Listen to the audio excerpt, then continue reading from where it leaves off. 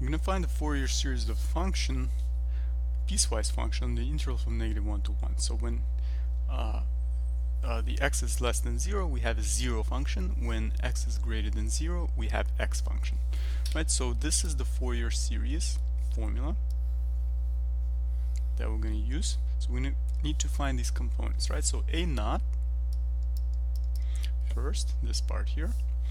So that's going to be 1 over the half of this interval, which is 2 over 1, which is 1, right? So 1 over 1. So we can disregard the 0 because the 0 will be 0, right? The integral of 0 is 0.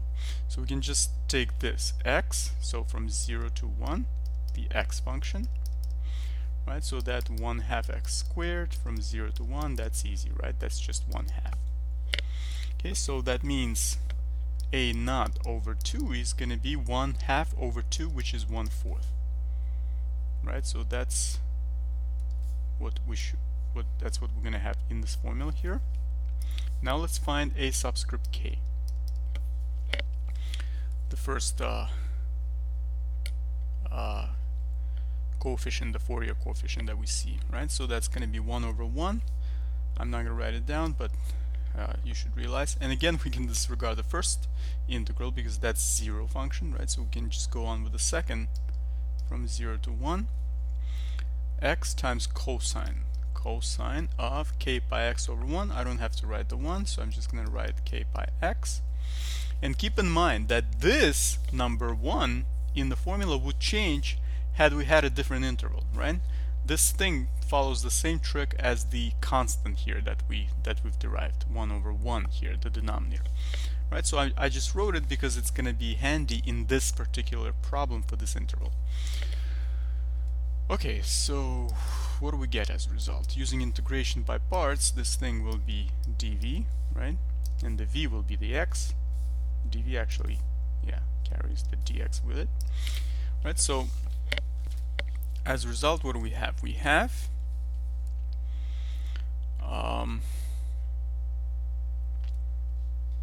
we have 1 over k pi x sine k pi x, right? Evaluated from 0 to 1.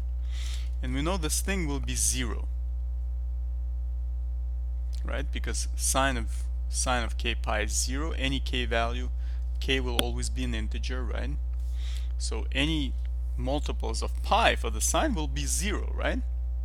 So sine of 0 is also 0. So this whole thing will be 0. So we can disregard it. But that's not everything. There's also minus v du, right, in the integration by parts. So let me see what that's going to be. So that's going to be minus 1 over k pi for integral from 0 to 1 of the sine without the x, right? Sine k pi x dx. And that's not going to be equal to 0, right? Integration, well, we don't need integration by parts, so it's going to be what? That's going to be the antiderivative of sine is negative cosine, right? Negative with that negative is positive. And there's one more k pi being there, so k pi squared, right? Cosine of k pi x evaluated from 0 to 1. That's going to be what? That's going to be 1 over k pi squared cosine of k pi, right? Minus cosine of 0. Right, so that's that cosine of k pi minus 1. Right, so two possibilities. This is going to be equal to 0,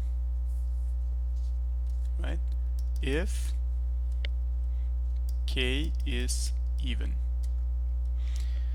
Because if k is equal to 0, that's an even number. Then the cosine of 0 is 1. 1 minus 1, this thing is 0, right? So the whole thing would be 0.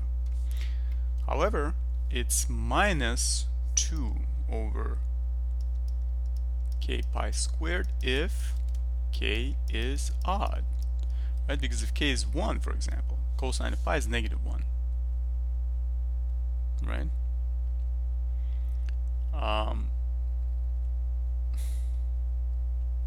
And And remember, cosine of 3 pi is also negative 1, and so on and so on, right? So negative 1 minus 1, negative 2. So there's a negative 2 in there. Okay? So now let's go on with the b subscript k. Again, we can disregard the first integral, the piecewise function, because the 0 doesn't change anything. I'm going to start with, and again, 1 over 1, I'm not going to write it down. So from 0 to 1, I'm going to have x sine, right? Because the bk requires that we use the sine, right? So sine k pi x over 1, I'm not going to write over 1, dx. And using integration by parts, again, this thing will be dv. So we will get what? We will get minus, right? Because the v is going to be negative cosine. Alright, and then k pi will be brought out, so we will need to have this in the denominator to compensate for that. So negative k pi x, because that's a u, right? uv, right? u, so the x must be there. Cosine k pi x, evaluated from 0 to 1, minus v du, right? Minus, but there was a minus with a cosine, right? So it's plus, minus v du is a plus because of the extra minus, 1 over k pi from 0 to 1, the integral of that without the x this time, cosine, right? Because we're reducing the x power all the time using the integration by parts. Okay, I will just make sure that we can see this part because we're going to use it for summation. And okay, so now what do we get after?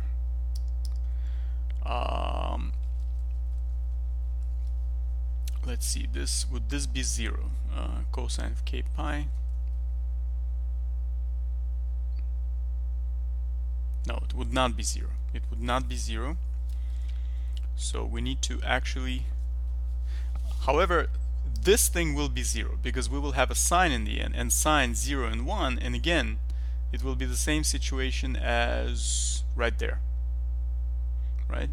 The x didn't change the game, but the sign 1 and 0 will always be 0, right? Sine of k pi, any multiples of pi, right? So this can be disregarded, right? So that's going to be 0. The only non-zero is this part.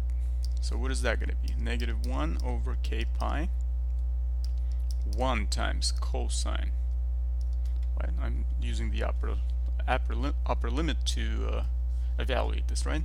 K pi, write this a little neater, k pi minus 0, right? So we don't have to write the minus 0. Well, I can just write minus 0. So we're going to have negative 1 over k pi times cosine of k pi, right? So as a result, what we're going to have, again, two things will happen. 1 over k pi if k is odd. And again, think about it. If k is 1, cosine of pi is negative. 2 negatives gives you a positive. Negative 1 over k pi if k is even. Right? Because if k is even, cosine of 0 is 1. Positive, negative, negative, right? Positive times negative is negative. So now we have to use these two results. We have 3 results that we're going to use. This, and that for the Fourier series representation. Right? So the Fourier series representation, and this is, be careful how you put it in because this is tricky. First, take care of 1/4 because that's the first thing. 1/4 plus from k is equal to 1 to infinity. So first we take care of the a subscript k, right? That goes with the cosine.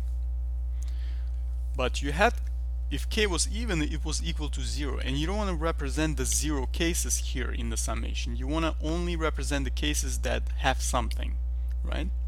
So you only have to represent odd values of k, and for this reason we will make sure that the k will be replaced with 2k minus 1, and I will show you. And there's a minus sign, so actually why don't we change the plus to a minus, right, because there's a minus, 2 over, now 2k minus 1 instead of k, 2k minus 1 instead of k, right, squared, right, because the case was squared originally, and then pi squared as written, right, and then what? Then cosine, right, cosine was there, cosine of, now again k will be replaced with 2k minus 1, 2k minus 1 instead of k here, and then pi x. Okay, so now the next part is this part. We have to satisfy that. And let me see, so plus the summation from 1 to infinity, and this time we have alternating signs, right? So we have to have a negative raised to some power.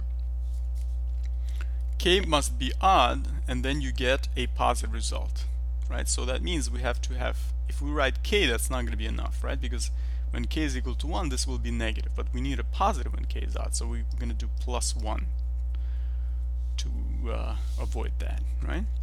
And now if k is equal to 1, this will be positive, negative 1 squared, negative 1 to the 4th, etc., etc.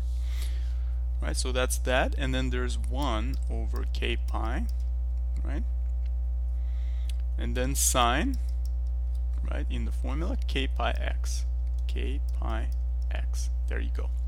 You have successfully derived the Fourier series representing the given function, the piecewise function, on the interval from -1 to 1. Thank you so much for watching. See you in the next video.